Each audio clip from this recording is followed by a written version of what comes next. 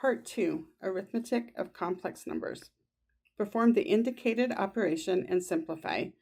Part A, square root of negative 2 times square root of negative 5. Square root of negative 2 is I times the square root of 2.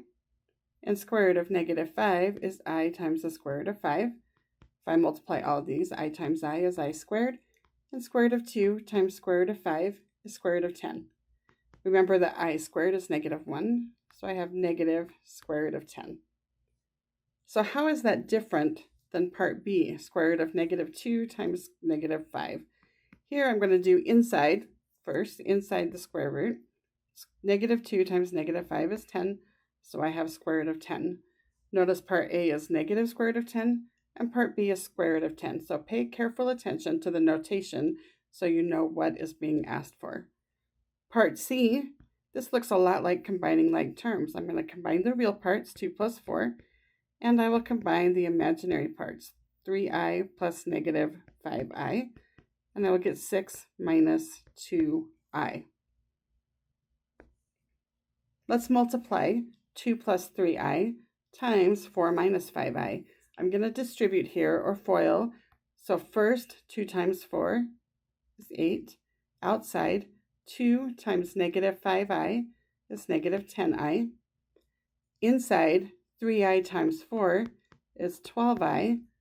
And last, 3i times negative 5i is negative 15i squared. So I have 8. Negative 10i plus 10 plus 12i is 2i. And then I have negative 15 times negative 1. Negative 15 times I squared is negative 15 times negative 1. This gives me 8 plus 2i plus 15, or 15 plus 8 is 23 plus 2i.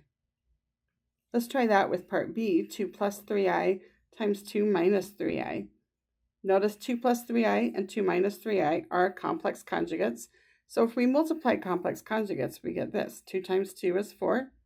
Outside, 2 times negative 3i is negative 6i. Inside, 3i times 2 is positive 6i. And last, 3i times negative 3i is negative 9i squared. Notice the negative 6i and 6i, the outside and inside terms, cancel each other out. So I have 4 minus 9 times negative 1, or 4 plus 9, which is 13. Perform the division and express your final answer in the form a plus bi.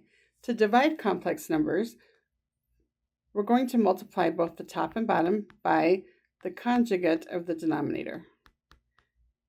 If we do that, like we did on the last slide, the denominator, the I parts, are going to disappear.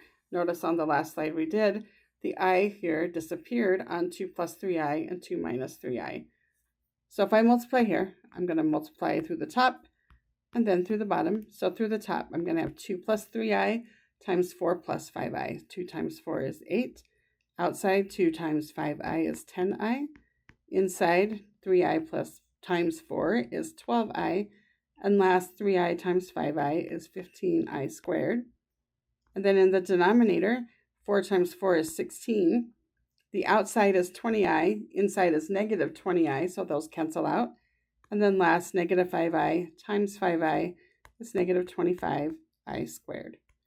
Simplifying in the numerator, I have 8 plus 22i minus 15. 15 times I squared is 15 times negative 1, or negative 15, divided by 16 minus 25 times negative 1. So in my numerator now, I have negative 8 minus 15 is negative 7 plus 22i. And in the denominator, I have 16 plus 25, which is 41. Now to write this in the form a plus bi, we do have to separate the real and the imaginary part. So I have negative 7 over 41 plus 22 over 41i.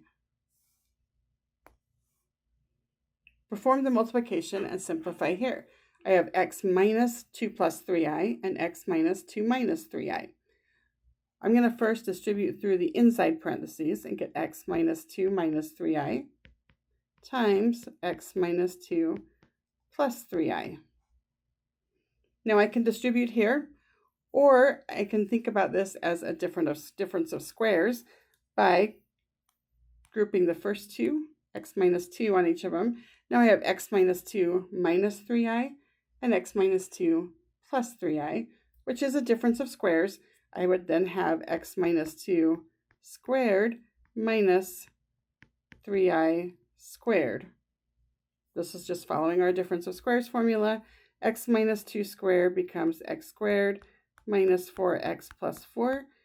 And negative 3i squared would be negative 9i squared. So I have x squared minus 4x plus 4 plus 9, because I squared is negative 1, which gives me x squared minus 4x plus 13.